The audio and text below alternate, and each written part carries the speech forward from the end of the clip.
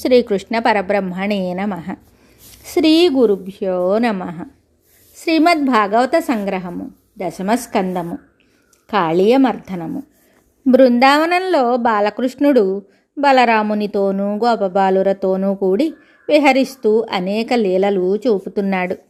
ఒకనాడు బలరాముడు లేకుండా కృష్ణుడు మిత్రులతో యమునకు వెళ్ళి ఆటలాడుతూ ఉండగా అందరూ అలసిపోయారు. గోవులు గోపబాలురు అంతా యమునలో నీరు త్రాగారు. వెంటనే అందరూ మూర్ఛపోయి ప్రాణం లేని వారిలాగా నిశ్చేష్టులై పడిపోయారు. ఆ కాళింది మడుగులోని నీరు విషంతో కలుషితమైనట్లు తెలుసుకున్న స్వామి ప్రాణ సంకటంతో పడి ఉన్న గోవులను బాలురను తన అమృతమయమైన దృక్కులతో వీక్షించగా వారంతా లేచి కూర్చున్నారు. మృత్యుముఖం నుండి తమ్ము కాపాడిన కృష్ణయ్యను వారు సంతోషంతో పొగిడి ఎత్తుకున్నారు. కాళింది మడుగు విషమయం కావటానికి కారణమైన కాళీయుడనే సర్పాన్ని అక్కడి నుంచి తొలగించకపోతే ప్రజలకు పశువులకు ఎల్లప్పుడూ ప్రమాదం కలుగుతూ ఉంటుందని గ్రహించాడు స్వామి. ఆ విషగాలులు సోకి గట్టున ఉన్న చెట్లు పక్షులు ఇతర జీవాలు మాడిపోతుండేవి. దీనికి నివారణోపాయం ఆలోచించాడు. ఆ మడుగు గట్టుపైన ఒక పెద్ద కదంబ వృక్షం ఉంది. ఆ చెట్టెక్కి మడుగులోకి చెంగున గెంతాడు బాలకృష్ణుడు. నీరు చెదిరి మడుగులో కల్లోలం ఏర్పడింది. కాళీయుని ప్రశాంతత భంగమయ్యింది. అతడు రోషంతో బుసలు కొడుతూ విషం కక్కాడు. నీరు 100 ధనస్సులపైకి ఎగిసింది. తన స్థావరంలో చొచ్చుకొని దాడి చేసిన శత్రువుని ఎదుర్కోవడానికి తన సైన్యాన్ని ఆయత్తపరిచాడు. తన శత్రువెవడో చూసి ఈ పసిపాపడా తనపై దాడి చేశాడు అనుకుంటూ బాలకృష్ణుని శరీరాన్ని చుట్టివేసి తొడలు పాదాలు కరవసాగాడు. ఆ సుందర సుకుమార శ్యామసుందరుడేమీ భయపడలేదు. మందహాసంతో వినోదిస్తున్నట్లు కనిపించాడు. ఒడ్డున నిల్చున్న బాలకులు తమ ప్రియమిత్రుడు, తమ ప్రాణము దైవము సర్వస్వము అయిన బాలకృష్ణుడు ఆ విధంగా ఘోర సర్పం పాలబడటం చూసి భరించలేక ఏమీ చెయ్యలేక నిర్జీవులై చూస్తూ నిల్చుండిపోయారు. గోవులు దూడలు అంబా అంటూ రోధించాయి. వ్రేపల్లెలో ఉత్పాతాలు సంభవించాయి. బలరాముడు లేకుండా కృష్ణుడొక్కడే వెళ్ళాడు. ఎలాంటి ఆపదలో చిక్కుకున్నాడో అని శంకిస్తున్న తల్లులకు అపశకునాలు కనిపించాయి. గ్రామంలోని ఆ బాలగోపాలమంతా చేరి కృష్ణుడు తిరిగే చోట్లన్నీ వెతుక్కుంటూ కాళింది మడుగుకు వచ్చారు. మహాసర్పంచే చుట్టబడి ఉన్నాడు మాధవుడు. బలరాముడు చూసి ఇది కూడా ఒక స్వామి లీలయే అని తెలుసుకున్నవాడై చిరునవ్వుతో అంతా చూస్తున్నాడు. గోకులవాసులంతా ఆర్తులై గొల్లునే ఏడ్చారు. యశోదాదేవిని పట్టుకుని తాము కూడా ఏడవసాగారు. బాలకృష్ణుని చేష్టలన్నీ ఏకరువు పెట్టుకుంటూ అతడు లేనిదే ఇంకా తమ జీవితం ఎందుకు అని విలపిస్తున్నారు. తండ్రి, ఈ పాడు సర్పము మమ్మల్ని కరవకుండా నిన్నెందుకు కరిచిందయ్యా? నీవు బాగుంటే మమ్మల్ని రక్షిస్తావు గాని నిన్ను మేము రక్షించలేము కదా. అయ్యో నాయనా, నీ యొక్క గారాల చూపులతో మమ్మల్ని ఇంకా చూడవా? నీ స్నేహితులతో గుప్తంగా కబుర్లు చెప్పవేమి? అందెలు గల్లు గల్లుమనున్నట్లు నీ చిన్ని పాదాలతో నృత్యం చేయవదేమి తండ్రి? గోపికలతో కిలకిలా నవ్వటానికి వెళ్ళవేమి? గోపకిశోర తండ్రి, ఇప్పుడు నీవు ఇలా పామువాత పడితే ఇంక మాకు ప్రభు ఎవరయ్యా? మాకు నీ తోడిదే లోకము కదా.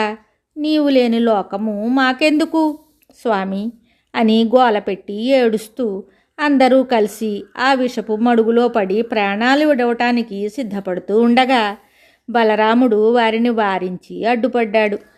ఈ వ్యవహారమంతా నిర్లిప్తతతో గమనిస్తూ నిస్సహాయునిలాగా కొంతసేపు నటిస్తూ ఉన్న స్వామి ఒక్క ఊపున సర్పబంధము నుండి విదిలించుకున్నాడు. కాళీయుడు రోషముతో పడగలు పైకెత్తి విషజ్వాలలు కక్కుతూ బాలునిపై పడ్డాడు. స్వామి చెంగున ఆ పడగలపైకి లంఘించి ఇటు అటు విలాసంగా నడిచాడు. నాట్యం చేయటం ప్రారంభించాడు.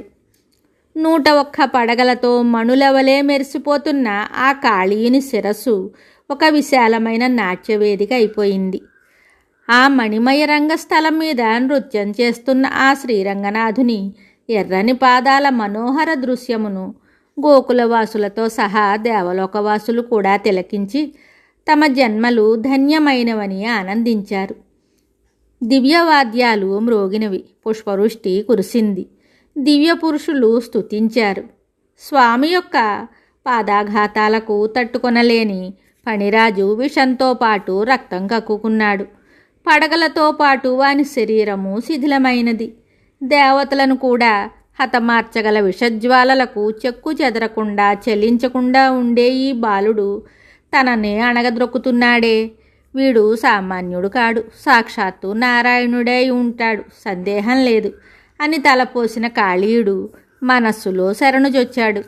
శ్రీకృష్ణుని తాండవ నృత్యం యొక్క తాకిడికి శిథిలమైన శరీరంతో కాళీయుడు చావు బ్రతుకుల స్థితికి వచ్చేశాడు. వాని భార్యలు తీవ్రమైన శోకముతో ఆర్తులై బిడ్డలను ముందుంచుకొని స్వామిని ఈ విధంగా స్తుతించారు. ఓ జగదీశ్వర, దుష్టులను దండించటమే నీ యొక్క అవతార కార్యము కనుక నీవు ఇతనిని దండించటం యుక్తముగానే ఉన్నది. నీ యొక్క దండన వాస్తవానికి అనుగ్రహమే కదా. అపరాధం చేసిన వారు నీచే దండింపబడితే వారి పాపాలన్నీ తొలగిపోతాయి.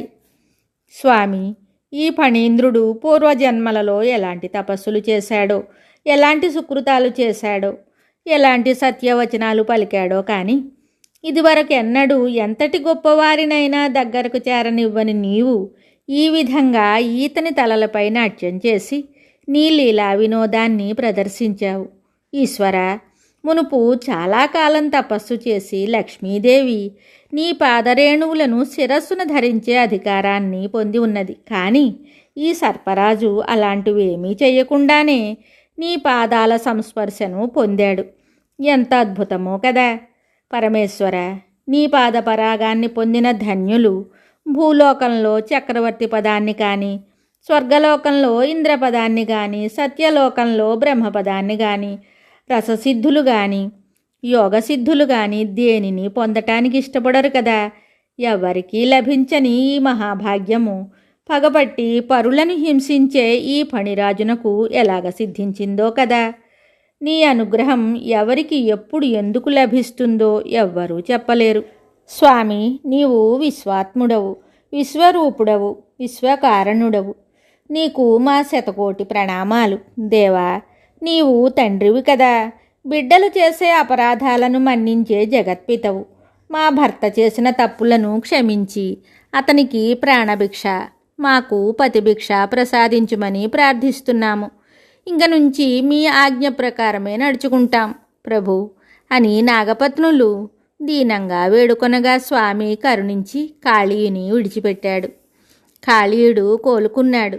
వాని శక్తితో పాటు అహంకారం కూడా క్షీణించిపోయింది. వినమ్రుడై దీనుడై ఇలా విన్నవించుకున్నాడు. హే భగవన్, జన్మతః మేము దుష్టులము, తామసులము, పగ పెంచుకునేవారము. ఇదంతా నీ సృష్టి విశేషమే కదా, నీ మాయా ప్రభావమే కదా.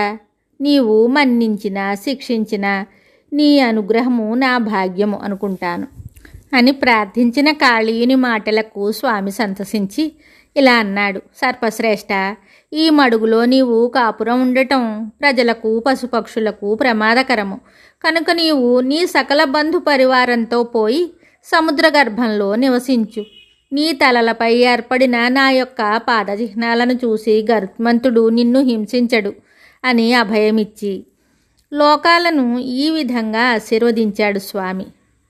ఈ కాళీయమర్దన వృత్తాంతం విని స్మరిస్తుండేవారికి సర్పభయం ఉండదు. ఈ మడుగులో స్నానమాచరించి ఉపవాసముతో నన్ను తలచి కొలిచి జలతర్పణ చేసేవారు పాపాలను పోగొట్టుకున్నవారై సమచిత్తులై ఉంటారు అన్నాడు. దయామయుడైన ఆ సర్వేశ్వరునకు కాళీయుడు ప్రణామాలు చేసి దివ్యాభరణ రత్నమాలికలను నీలోత్పల మాలికలను సమర్పించి సపరివారముగా రత్నాకర ద్వీపానికి వెళ్ళిపోయాడు. పూర్వము సర్పభీతి చేత ప్రజలు నెల నెల పూజలు చేస్తూ నైవేద్యాలను చెట్ల కింద పెట్టేవారు. వాటిలో కొంత అరగించి కొంత భాగం ఆ సర్పాలు గరుత్మంతునకు అర్పించేవి. తన విషము యొక్క శక్తి యందు, తన పడగల శక్తి యందు మితిమీరిన అహంకారం పెంచుకున్న కాళీయుడు తాను ఇవ్వవలసిన నైవేద్య భాగాన్ని ఇవ్వకపోవడమే కాకుండా ఇతర సర్పాలు అర్పించిన భాగాలను కూడా తానే తినివేస్తుండేసరికి గరుడునికి ఆగ్రహం వచ్చి కాళీని చీల్చివెయ్యాలని దిగివచ్చాడు. తన 101 పడగల నెత్తి బడబాగ్ని వంటి విషజ్వాలలను క్రక్కుతూ కాళీయుడు ఎదిరించాడు. ఇద్దరి మధ్య ఘోర యుద్ధం జరిగింది. గరుడుని రెక్కల దెబ్బలకు, గోళ్ళు ముక్కు చేసిన ఛిద్రాలకు భయపడిపోయి కాళీయుడు ఈ కాళింది మడుగులో కాపురం పెట్టాడు. గరుడు మునిశాపం వలన ఈ మడుగు ప్రాంతాలకు రాలేడని కాళీయునికి తెలుసు. తొల్లి సౌభరి అనే ఋషి ఈ మడుగులో తపస్సు చేసుకుంటున్నప్పుడు గరుడు వచ్చి అందలి చేపలను తినేస్తుంటే ఆ చేపలు చేస్తుండే హాహాకారాలను విని ముని ఆ మడుగు వద్దకు ఏ పక్షులు రాకూడదని శపించాడు. ఆ విధంగా కాళింది మడుగులో ప్రవేశించిన కాళీయుడు ఇప్పుడు శ్రీకృష్ణుని ఆదేశించే విడిచి వెళ్ళాడు. కాళీయుడు అతని పత్నులు సమర్పించిన దివ్య గంధ అంబర సువర్ణ మణిమయ మాలికలను ధరించి శ్రీకృష్ణుడు బయటకు రావటం చూసిన యశోద, రోహిణి మొదలైన గోపాంగనలు, నందసునందాదులైన గోపకులు మూర్ఛ నుండి తేరుకుని పరమానందంతో గంతులు వేశారు. బలరాముడు తమ్ముని గాఢాలింగనం చేసుకున్నాడు. గోవులు, వృషభాలు సంతోషంతో రంకెలు వేస్తూ గంతులు వేశాయి. మోడులు చిగిర్చాయి. బ్రాహ్మణులు స్వస్తి వచనాలు పలికారు. దేవతలు పుష్పవృష్టి కురిపించారు. సూర్యుడు అప్పటికే అస్తమించాడు. అందరూ తిరిగి గ్రామం చేరుకోవటం కాదని ఆ రాత్రికి అక్కడే విశ్రమించాలనుకున్నారు. చెట్ల క్రింద ఆకులు గడ్డి పరుచుకుని పడుకున్నారు. రోజంతా భోజనం లేక వ్యాకులపాటు చెంది ఉండటం చేత బడలికచే గాఢ నిద్రపోయారు. అర్ధరాత్రి వేళ అడవిలో కార్చిచ్చు రేగి అన్ని వైపులా వ్యాపిస్తున్నది. అందరూ హాహాకారాలు చేస్తూ అటూ ఇటూ పరిగెత్తుతున్నారు. గోవుల అంబారవాలతో అంతా మార్మురోగుతున్నది. కృష్ణ కృష్ణ రక్షించండి అనే ఆర్తనాదాలు వినవచ్చాయి. అప్పుడు దీనబాంధవుడైన ఆ దేవదేవుడు ఆ దావాగ్నిని తన నోటిలోనికి పీల్చుకున్నాడు. అంతటా జయ జయధ్వనులు నిండిపోయాయి. తెల్లవారుతుండగా అందరూ ఇండ్లకు బయలుదేరారు. మిగతా కథ తరువాయి భాగంలో తెలుసుకుందాము. శుభం.